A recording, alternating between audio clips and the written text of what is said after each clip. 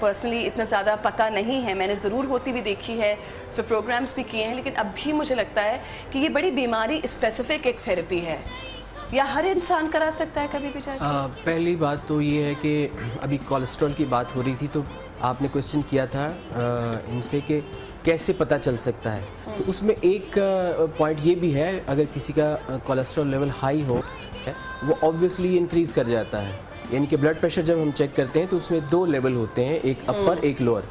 तो most probably ऐसा होता है, मतलब ये एक चेक करने का तरीकाकार भी है विदाउट ब्लड टेस्ट, कि अगर डायसिस्टोलिक रेशो बड़ी हो, लेवल हाई हो, तो हम कह सकते हैं कि आप अपना कोलेस्ट्रॉल लेवल चेक करें। घर वालों को कैसे पता चलेगा जिनको इतना ज़्यादा पता नहीं? हाँ वो इस तरह से कि जो जिसका कोलेस्ट्रॉल लेवल हाई है, मॉर्निंग में जब आप उठेंगे तो मॉर्निंग सिकनेस फील होगी। हैं आपके क्वेश्चन की तरफ जो आपने कहा कि जो हिजामा कपिंग थेरेपी है, क्या वो बीमारी की सूरत में ही इस्तेमाल की जा सकती है या फॉर द सेफर साइड? तो इसका जवाब ये है कि ये एक बहुत ज़बरदस्त प्रिवेंटिव थेरेपी है। शायद बहुत कम ऐसी थेरेपीज़ हैं जिनके लिए आप ये कह सकते हैं कि वो प्रिवेंटिव है, यानी कि कभी कुछ ना हो आप वो ट्रीटमेंट कराइए। So cupping is one of them, कि इसको आप करवा सकते हैं इसलिए भी कि आपको कभी कुछ ना हो। क्यों? ये बॉडी के सिस्टम को एक्यूरेट रखती है। बुनियादी तौर पे इसके पीछे फिनोमेना और फिलॉसफी है क्या? हमारा जो बॉडी है, इसके अंदर जो मेन फ्लूइड चल रहा है दैट इज़ ब्लड, खून चल रहा है, और वो हमारी बॉडी के हर inch of body from starting top to toe वो न्यूट्रिशन प्रोवाइड कर रहा है। ये blood within 90 days replace हो जाता है with new one. Daily base पे डिस्कार्ड हो रहा है और बॉडी से स्वेटिंग, यूरिनेशन और इस तरह से वो डिस्कार्ड हो रहा है, लेकिन एक certain percentage which remain inside the body रह जाती है, उससे हम निजात हासिल नहीं कर सकते और वो नए ब्लड के साथ चलती है। अब जैसे जैसे उसकी परसेंटेज बढ़ती है, और इसका फार्मूला ये है कि जितनी एज होती है उतने % ऑफ टॉक्सिन बॉडी में होती है। अच्छा, ठीक, अगर एक शख्स 50 उसकी एज है तो उसके अंदर 50% ब्लड टॉक्सिन हो।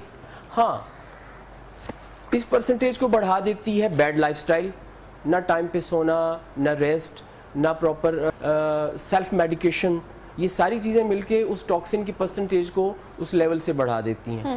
हिजामा ये करता है कि उस टॉक्सिन को फिजिकली सर्टेन पॉइंट्स हैं बॉडी के ऊपर, उन पॉइंट्स के ज़रिए से उसको ड्रेन आउट कर देते हैं, निकाल देते हैं।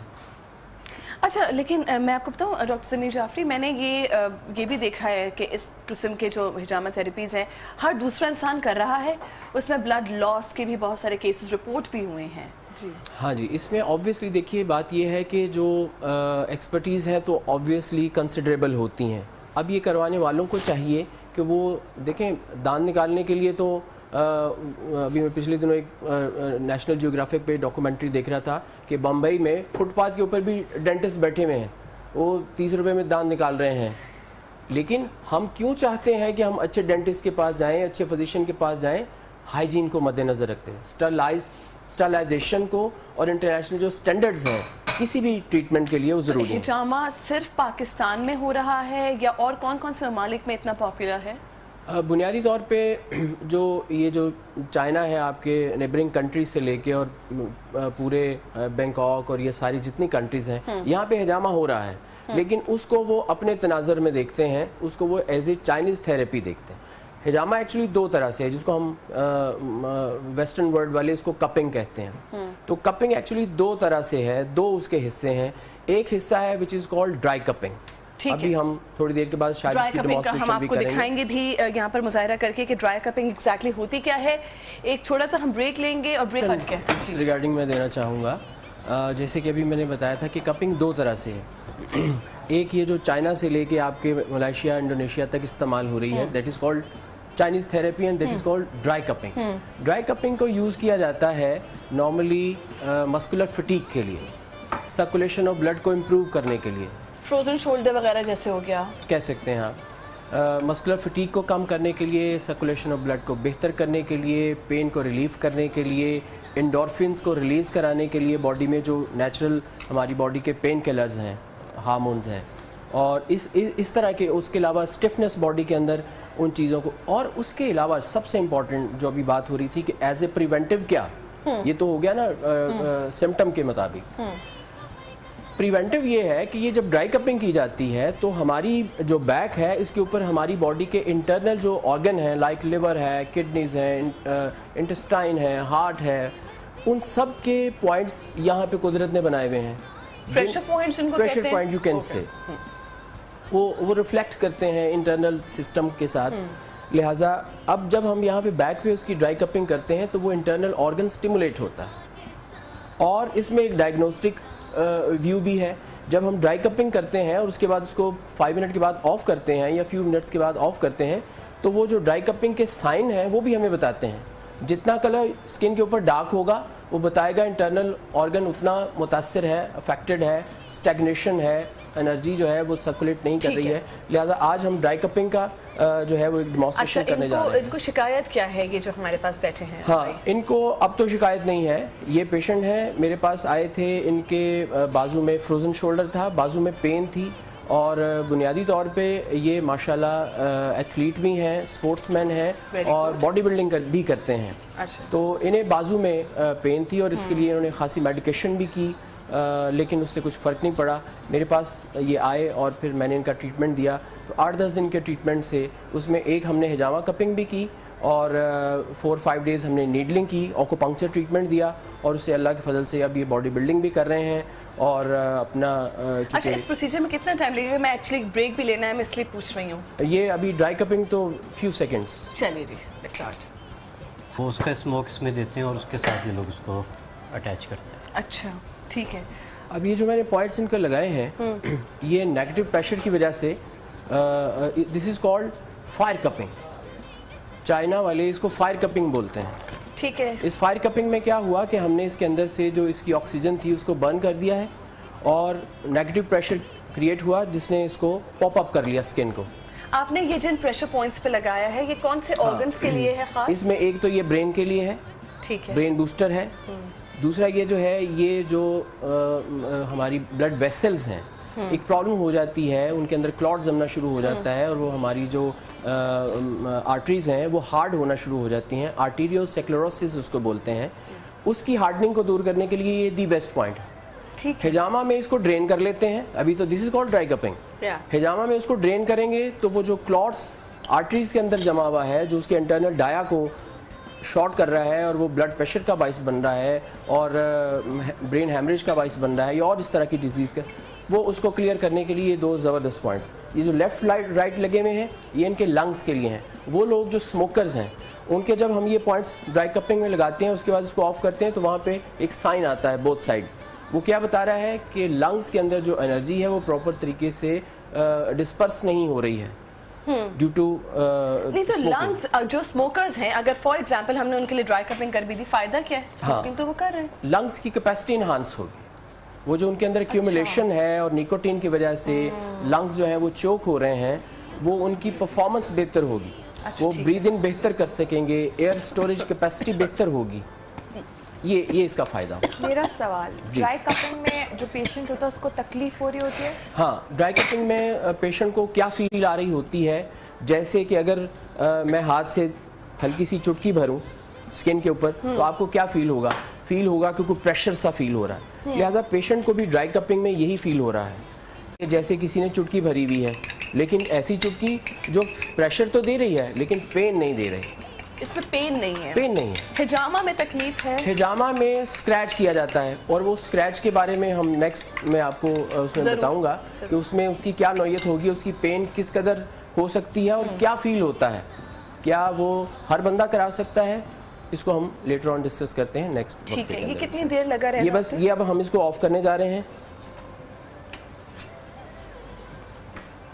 अच्छा, चूंकि ज़्यादा इफेक्टिव क्या है? ये चूंकि स्पोर्ट्समैन हैं, एथलीट हैं और बॉडी बिल्डर हैं, इनके यहाँ वो लंग्स की एक्यूमुलेशन का और ब्लॉकेज का और स्टोरेज कैपेसिटी के डिस्टर्ब होने का कोई इशू नहीं है।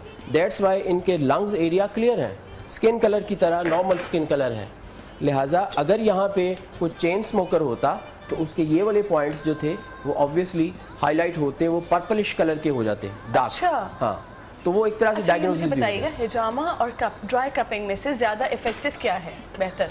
हाँ, सूरत अहवाल ये है कि जो ड्राई कपिंग है वो वक्ती तौर पे डिस्पर्स कर देती है किसको, जो भी हमने डिस्कस किया, ब्लड टॉक्सिन को, वो क्लॉट्स जो खून में चल रहे हैं जिसमें कोलेस्ट्रॉल भी शामिल है, यूरिक एसिड भी शामिल है, उसमें हमारे डेड सेल्स भी शामिल हैं, एक्स्ट्रा मेटल्स हैं, वो सारी चीज़ें ब्लड में चल रही हैं फ्रेश ब्लड के साथ साथ। ड्राई कपिंग उनको डिस्पर्स कर देती है सर्टेन एरिया से। मिसाल के तौर पे ये नौजवान अगर कंप्लेंट करे कि मेरे इस एरिया में पेन है, तो ड्राई कपिंग उसको रिलीफ दे देगी। 8-10 मिनट का ड्राई कपिंग होगी, 1 या 2 मरतबा करानी पड़ेगी, ये रिलीफ महसूस करेंगे। अच्छा, और जो हिजामा कपिंग है वो क्या करेगी, अगर इनकी प्रॉब्लम जो है वो रेजिस्ट करती है और वो ड्राई कपिंग से ठीक नहीं हो रही है, या उसकी नौयत हम जान रहे हैं कि इसका इशू डीप इनसाइड है, तो फिर हम उसको हिजामा थेरेपी के लिए मतलब एडवाइस कपिंग करेंगे। का एक एडवांस स्टेज है हिजामा।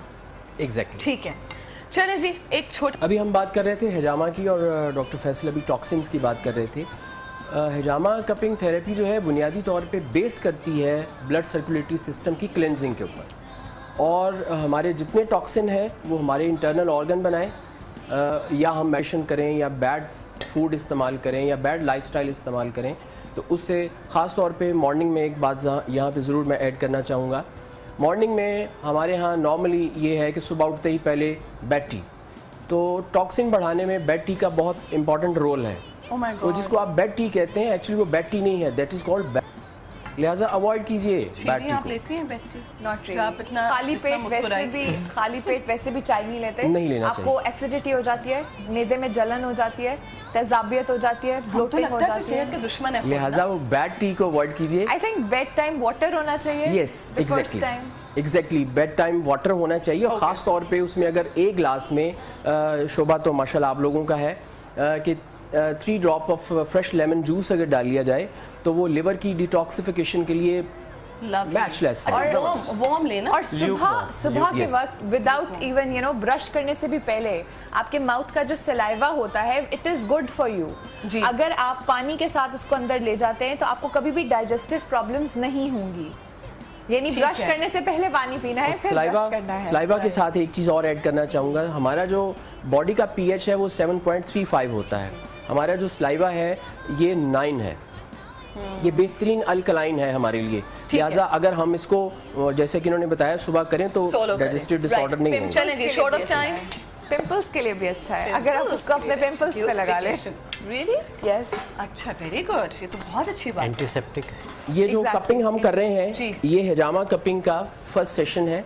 आपका भी क्वेश्चन था कि क्या हिजामा कपिंग पेनफुल है, और अगर पेनफुल है तो किस कदर पेनफुल है। तो उसके लिए छोटी सी एग्जांपल मैं यूँ दूंगा कि अगर आपके हाथ की बैक साइड पे, ये 2 मिनट में हो जाएगा, कुछ ना कुछ हम डेमोन्स्ट्रेट करें। नहीं इसको हम हाफ कर रहे हैं, इसका जो next because we have only 2 minutes left. Okay ठीक है। मैं सिर्फ आपको डेमोन्स्ट्रेशन दे रहा हूँ कि हिजामा कपिंग कैसे होती है। पहली बात तो प्रोसीजर के हवाले से करें कि ये जो कप्स यूज़ हो रहे हैं ये डिस्पोजेबल, पहले तो ये कि सर्जिकल स्टरलाइज्ड कप्स हैं ये, और ये सिंगल यूज़ के हैं, ये रीयूजेबल नहीं है, ठीक है। और इनको डिस्कार्ड कर दिया जाता है। इवन के हिजामा कपिंग में इस्तेमाल होने वाली कोई भी चीज़ रीयूजेबल नहीं है, सर्जिकली स्टरलाइज है, स्टैंडर्डाइज है, और उसको वेस्ट कर दिया जाता है सिंगल यूज़ के बाद। ठीक है। लिहाजा इसमें बहुत ज़्यादा एहतियात की ज़रूरत है। जब भी हिजामा करवाएं ऐसे एक्सपर्ट से करवाइए जिनके पास जो सारा उसका मटेरियल है वो डिस्पोजेबल। ठीक है, we have last 1 minute left, तो ये लिहाजा अब ये ड्राई कपिंग हमने कर दी। इसके बाद जो अगला सेशन होता है वो होता है that is called scratching. Scratching में क्या करते हैं, स्क्रैचिंग को हम इस तरह से जांच सकते हैं कि अगर हमारे हाथ की बैक पे मैं ज़ोर से, मेरा अगर नाखून बड़ा हुआ हो इंडेक्स फिंगर का, तो ज़ोर से मैं स्क्रैच करूं जैसे हम अपना कार्ड स्क्रैच करते हैं, उससे किस कदर आप इल फील कर सकती हैं। हिजामा कपिंग का जो प्रोसीजर है बस इतना ही आपको इल फील होता है, पेनफुल होता है। चलिए जी, बहुत शुक्रिया doctor Zameer for joining us. Doctor Zameer हमारे साथ मौजूद हैं इंशाल्लाह, क्योंकि पेन मैनेजमेंट थेरेपी इनका शोबा है। Pain management